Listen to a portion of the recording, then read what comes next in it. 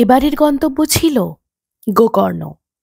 কারওয়ারের পরেই এই গোকর্ণ জায়গাটিতে আমরা এসেছিলাম ট্রেনে করে। অসাধারণ সুন্দর বিচ এখানে আপনারা পাবেন। এখানে একদিন আমরা ছিলাম, যেদিনকে টোটালি করেছিলাম বিচ ট্রেক। গোকর্ণর বিভিন্ন সুন্দর সুন্দর বিচ এবং প্রত্যেকটি বিচ দেখার মতো। এক একটি বিচ আর একটির থেকে আলাদা। দেখুন, আমরা নেমেছিলাম কারওয়ার থেকে গোকর্ণ স্টেশনে।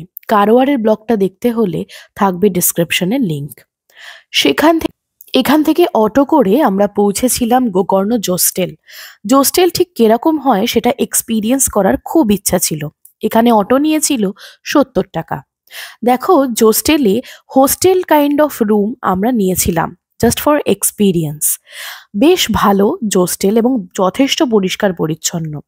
যেখানে ছিলাম তার বাইরেই হচ্ছে গোকর্ণ মেন বিচ, এবং এই জোস্টেলের পাশ দিয়েই চলে গেছে একটি রাস্তা, যে রাস্তা ডিরেক্টলি আপনাকে গোকর্ণ মেন বিচে নামাবে। জোস্টেলের কমন রুম এরিয়াটা ঠিক দেখতে এই রকম ছিল, এবং এখানে থাকলে আপনারা কোথায় কোথায় যেতে পারবেন সেটার ডিটেলসও এখানে আছে। আর দেখো, নিচের দিকে সামনেই রয়েছে এত সুন্দর একটা করিডোর। এখানে বসে তোমরা চাইলে কিছুক্ষণ সময় স্পেন্ড করতে পারো, এবং সামনেই দেখা যাচ্ছে অসাধারণ সুন্দর গোকর্ণর মেন বিচ। তবে রাত হয়ে যাওয়ার কারণে পুরোপুরি দেখা যাচ্ছিল না। এখানে বিশেষ করে যারা সোলো ট্রাভেল করো তাদের জন্য পারফেক্ট। আশেপাশে কি কি জায়গা আছে এই দেখো, এটা একটুখানি ভালোভাবে দেখে নিও এটাকে স্টপ করে। দূর থেকে দেখা যাচ্ছিল আমাদের জোস্টেলটাকে। দেখো, ওই দূরে যে আলোর রাশি সেটাই ছিল জোস্টেল। তবে ওখানে থেকে যেটা বুঝতে পারলাম, জোস্টেল ছাড়াও আরো অনেক অনেক ভালো থাকার অপশন পেয়ে যাবে, এবং সমুদ্র থেকে সেটা যথেষ্ট কাছেই হবে। তাই তোমরা চাইলে অন্য জায়গাও থাকতে পারো। একটু booking.com বা মেক মাই ট্রিপ চেক করে নিও। আর জোস্টেলের কি রেট আছে এবং কিরকম কি ঘরের ডিস্ট্রিবিউশন আছে তা সমস্ত কিছু ডেসক্রিপশনে দেওয়া থাকবে। সেদিনকের মতো দিনটি শেষ হলো গোকর্ণ মেন বিচে এসে। দেখো, এখন চলে এসেছি সকালবেলা, অলমোস্ট 6:30। ওকে, তো এসেছি ফার্স্টে মেন বিচে। এখানে আমরা জোস্টেলে আছি। জোস্টেলের পাশ দিয়ে একটা রাস্তা আছে, যে রাস্তা টোটালি একদম বিচ অবধি আসে। তো সেই রাস্তা ধরে একদম ভোরবেলা, মানে এখানে বেসিক্যালি অনেক সকালে ভোর হয়, তো ভোরবেলা এসে পড়েছি গোকর্ণ মেন বিচ। দেখো, ডান দিকে মেন বিচটাকে রেখে এইদিকে যে রাস্তা আছে এই রাস্তা ধরে এগিয়ে যাব। তোমরা যখন আসবে ডান দিকে দেখবে মেন বিচ পড়ছে, এবং সামনে এই যে রাস্তা, এই রাস্তা দিয়ে দেখা যাক, কোনো ম্যাপ সেভাবে সেট করিনি, তো কত দূর কি যাওয়া যেতে পারে, লেটস সি। লোকাল লোকের কাছে জানতে পারলাম যে এই মন্দিরটার ভিতর দিয়ে রাস্তা আছে, মানে পুজো টুজো হয়েছে মনে হয়। চলো দেখা যাক কত দূর যাওয়া যায়। দিস ইজ টোটালি মানে উইদাউট এনি ইনফরমেশন যাচ্ছি, লোকাল লোককে জিজ্ঞাসা করতে করতে দেখা যাক। অনেকে গোকর্ণ স্কুটি করেও বিভিন্ন বিচে ঘোরে। তো আমাদের ইচ্ছা ছিল একেবারে পায়ে হেঁটে প্রত্যেকটা বিচ দেখব। ওই মন্দিরের ভেতর দিয়েই বাঁদিকে একটা সিঁড়ির রাস্তা আছে, সেই রাস্তা দিয়েই ক্রস করে তোমরা উঠে যেতে পারবে, এবং প্রত্যেকটা স্তরে স্তরে তোমরা উপরে উঠবে এবং দেখবে এই রকম সুন্দর দৃশ্য, যা সত্যি তোমাদের চোখ ধাঁধিয়ে দেবে। যত আমরা উপরে উঠছিলাম তত দেখতে পাচ্ছিলাম গোকর্ণ মেন বিচের সৌন্দর্য। মানে দেখাচ্ছে গোকর্ণ মেন বিচটা, মানে জাস্ট অসাম। সকালবেলা একদম ওপর থেকে ফুল ভিউ পাবে তোমরা, ওই দুর্গা মন্দিরের পাশ দিয়ে এসে এখানটা পুরো বিচটা দেখা যাচ্ছে।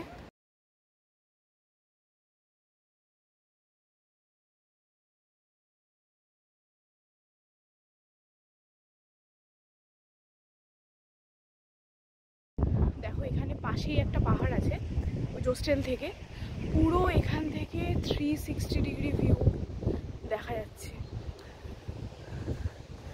অসাম। সামনের দিকে এগোলেই ওই দিকটা আমরা যখন যাব তখন হচ্ছে কুদলে বিচ, তো জাস্ট অসাম। এখানে সানরাইজটা হচ্ছে। আমরা এই সাইডটা রাস্তা দিয়ে হেঁটে এলাম এবং এই দিকে যাচ্ছি। এই জায়গাটার নাম বিচ ভিউ স্টে। এখানের পাশ দিয়ে রাস্তাটা গেছে কুদলে বিচের। তোমরা যখন আসবে এই রাস্তাটা ধরবে।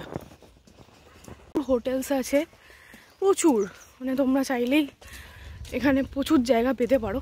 আগে থেকে বুক করে আসারও প্রয়োজন নেই, চাইলেই এখানে জায়গা পেয়ে যাবে মোটামুটি। এই দেখো, এই জায়গা থেকে এখান থেকে মার্কডাউন করা আছে কুদলে বিচ বলে। এই যে কুদলে বিচের রাস্তা। কুদলে বিচে যখন পৌঁছালাম সবে সবে সূর্যোদয় হচ্ছে। অসাধারণ বললেও কম হবে। সত্যি এত সুন্দর সি বিচ যা সত্যি দেখার সৌভাগ্য হয়নি। এখানে চাইলে তোমরা কিছুক্ষণ সময় কাটাতে পারো এবং অবশ্যই স্নান করতে পারো। তাই আমি রেকমেন্ড করব তোমরা যখন আসবে তখন স্নানের জিনিসপত্র নিয়ে আসবে।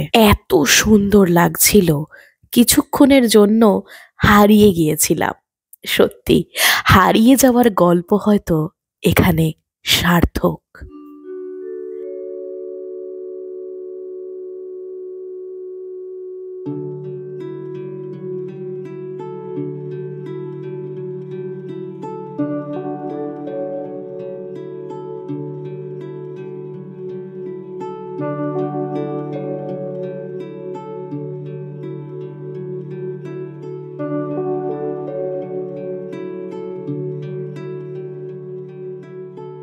দেখো, এখন আছি কুদলে বিচে।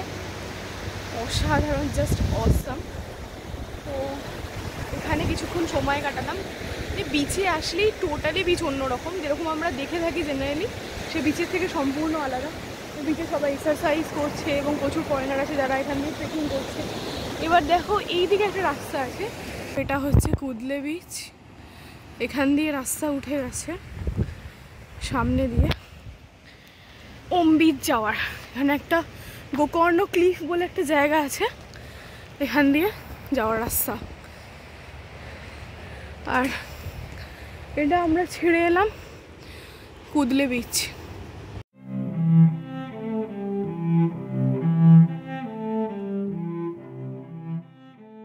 দেখো, কুদলে বিচ থেকে যখন আমরা আসছিলাম একটা পুরো কংক্রিটের রাস্তা পেয়েছিলাম, ঠিক আছে।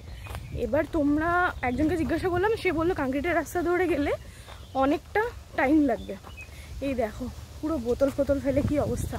আর তোমাদের রিকোয়েস্ট, যখন কোনো ঘোরার জায়গা যাবে, ঠিক আছে, সে ঘোরার জায়গা বলে না, যে কোনো জায়গা এইভাবে প্লাস্টিকের জিনিসপত্র এদিক ওদিক ফেলবে না। এইভাবেই আমাদের পরিবেশে পুরো পলিউশন হয়। So back to topic. তো তখন আমরা ওই কংক্রিটের রাস্তাটা না ধরে ডান দিকে একটা জঙ্গল উঠে গেছে। বললো যে ওই জঙ্গল দিয়ে গেলে সামনেই পেয়ে যাবো, বেশি হাঁটতে হবে না। তো সেই জন্য ওই জঙ্গল ধরেই আসছি। মোটামুটি সামনে থেকেই শুনতে পাচ্ছি সমুদ্রের গর্জন। And this is awesome. This is first time যে একটা বিচ ট্রেক কাইন্ড অফ করছি। তো যারা খুব বেশি মানে পাথুর এলাকা, মানে পাহাড়ি এলাকায় যেতে চাও না, তাদেরকে বলবো এরকম টাইপ বিচ ট্রেক করতে পারো, বেশ ভালো লাগবে। মানে স্টার্টিংটা, মানে ট্রেক শুরু করার জন্য ছোটোর ওপর দিয়ে শুরু করতে হয়। তো স্টার্টিংটা এরকম টাইপের ছোটোখাটো ট্রেক দিয়ে করতে পারো। অনেকটাই ডিস্টেন্স, কিন্তু অতটা হেক্টিক নয়। আশা করি ভালো লাগবে তোমাদের। দেখো, পৌঁছে গেলাম ওম বিচ, এদিক দিয়ে যাওয়ার রাস্তা। আর আমরা এলাম এই ওপরের রাস্তাটা দিয়ে, ওই দিক দিয়ে পুরো শর্টকাটে খুব কম সময়ে পৌঁছে গেলাম ওম বিচে। চলো দেখা যাক ওম বিচ। এই সাইডটা হচ্ছে কুদলে বিচ আর এই দিকটা হচ্ছে ওম বিচ। ওই যে মাঝখানে পাহাড়টা দেখতে পাচ্ছ, এই যে দিস ওয়ান, এটা ওমের সেই এই জায়গাটা, এটা ওমের শুরু, এটা ওমের মাঝখানটা, এবং ওই পাহাড়টা হচ্ছে ওমের ওপরটা। এটা পুরো ডিস্ট্রিবিউশনটা। চলো ওই দিক থেকে যদি কোনো ক্লিফ পাই তোমাদের দেখাচ্ছি ওম বিচটা কীরকম লাগছে। অনেক কম সময় কুদলে থেকে ওম বিচে চলে এলাম। চলো দেখা যাক। হ্যাঁ, ঠিকই শুনেছ, আমরা যে মন্ত্র উচ্চারণ করি ওমের, সেই বিচে আমরা আছি, ওম বিচ। এর পাশেই রয়েছে নামাস্তে ক্যাফে। এই নামাস্তে ক্যাফেতে থাকার ব্যবস্থাও আছে এবং তোমরা চাইলে খাবারও খেতে পারো। সকালবেলার ব্রেকফাস্টটা এখান থেকেই করেছিলাম। খুব বেশি কিছু সকালে পাবে না, প্লেন ধোসা, ইডলি, উত্থাপম এগুলোই পাবে। বেশ রিজনেবল। এখানে গোকর্ণ লাইক গোয়া এতটা কস্টলি নয় কিন্তু, তাই তোমরা চট করে ঘুরে যেতে পারো এই গোকর্ণ। এই জায়গাটি হচ্ছে ওমের মাঝামাঝি যে চিহ্নর এফেক্ট আমরা দেখতে পাই সেই জায়গাটা। এটা মাঝের ক্লিফটা, এদিকে একটা গোলমতো অংশ অর্ধচন্দ্রাকৃতি, অন্যদিকে আরেকটি গোলমতো অংশ অর্ধচন্দ্রাকৃতি। সত্যি কি সুন্দরভাবে তৈরি হয়েছে জায়গাটি। আর সকালবেলা সবে সূর্যোদয় হয়েছে, তাই দেখতেও অসাধারণ লাগছিল। এটা হচ্ছে ওম বিচ। ওম বিচ থেকে আমরা জাস্ট এই মাসাজ পার্লারটার কাজ দিয়ে এই রাস্তা দিয়ে ঢুকবো। ওই তো হাফ মুন বিচ, এখানে দেখো দেওয়া আছে half moon beach 30 minutes, paradise হচ্ছে 1 আওয়ার। চলো যাওয়া যাক এই রাস্তায়। অলরেডি অনেকটা রোদ উঠে গেছে, তো সেই কারণে অনেকটা একটু হলেও চাপ হয় যখন রোদ উঠে যায়।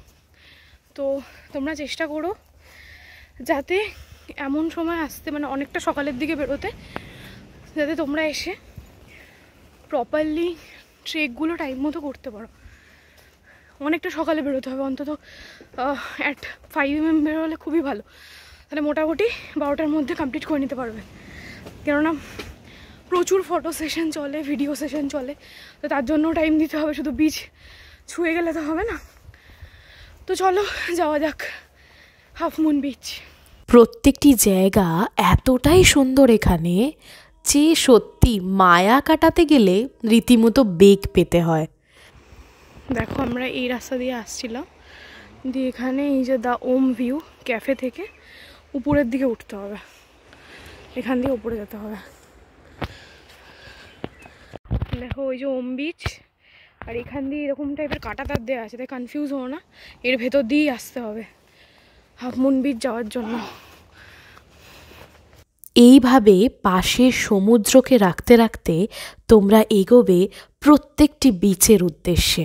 সত্যি যেন মনে হবে এত হাঁটা, এত ক্লান্তি সব কিছু নিমেষে মুছে যাচ্ছে। এতটাই সুন্দর লাগবে এখানে সমুদ্র যে এক নিমেষে কোথায় হারিয়ে যাবে। কখনো আবার ঢুকে পড়বে জঙ্গলের ভেতরে। দেখো হাফ মুন বিচ দেখাচ্ছে ওই দিকে, তাই কখনো সমুদ্র, কখনো জঙ্গল, কখনো আবার এবড়ো-খেবড়ো রাস্তা, কখনো আবার উঁচু উঁচু ক্লিফ, যেখান থেকে উপর থেকে দেখা যাচ্ছে এরকম নীল সমুদ্রকে। আহা, যেন জীবনের সব কিছু সার্থক। ঠিক এই রকম বড় বড় পাথর আছে যে পাথরের ওপরে ক্লিফে উঠলেই দেখতে পাবে নীল জলরাশি, আর মন যেন কোথায় হারিয়ে যাবে। এই সেই হারিয়ে যাওয়ার গল্প, যে গল্পে বারবার হারিয়ে যেতে মন চাইবে, ফিরে আসতে চাইবেই না। আহা কি সুন্দর, কি দেখলাম যা জন্ম জন্মান্তরেও ভুলব না। যারা খুব বেশি ট্রেকিং করার অভিজ্ঞতা নেই কিন্তু ট্রেকিং করতে চাইছো, তাদের অবশ্যই রেকমেন্ড করব কম খরচায় চলে এসো গোকর্ণতে। কারণ এখানে থাকা, খাওয়া এবং ঘোরা যথেষ্ট কম কস্টলি। যদি একান্তই অসুবিধা হয় তাহলে স্কুটি করে চলে যেতে পারবে এই বিভিন্ন বিচগুলোতে। এদিক দিয়ে হাফ মুন বিচ থেকে এলাম, এখান দিয়ে এই পাথরটা ক্রস করে আমাদের এই রাস্তায় যেতে হবে। এই দিকে হচ্ছে প্যারাডাইস বিচ, আর এখানে অনেক ছোটোখাটো বিচ পড়বে। চলো যাওয়া যাক। এই দেখো এই রাস্তাটা দিয়ে আসতে হবে বেসিক্যালি, এখান দিয়ে উঁচু দিয়ে উঠে তারপরে এখান দিয়ে আসতে ওপর দিয়ে, এই বিচ দিয়ে সোজা চলে যাবো না কিন্তু, এখান দিয়ে ওঠার রাস্তা আছে। এই যে এবারে যাচ্ছি উপরের দিকে।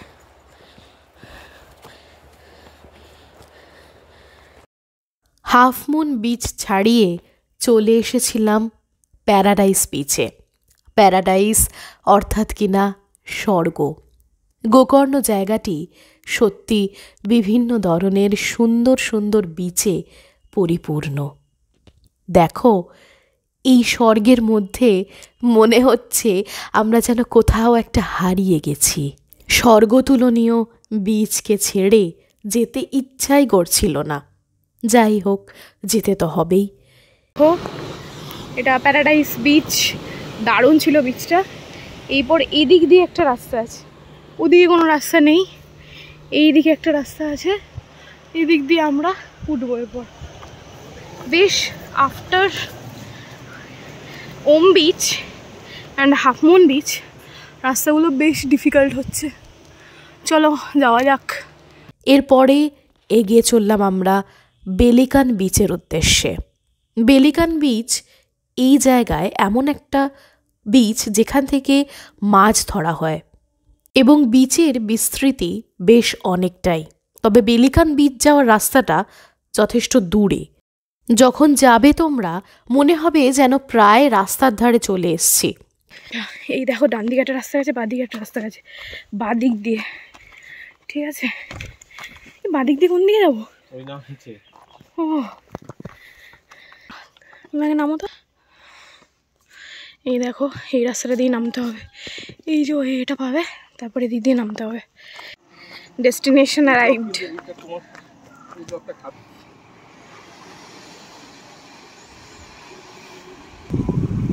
ওয়াও, কি দারুণ দেখো লাগছে বেলিকান বিচ।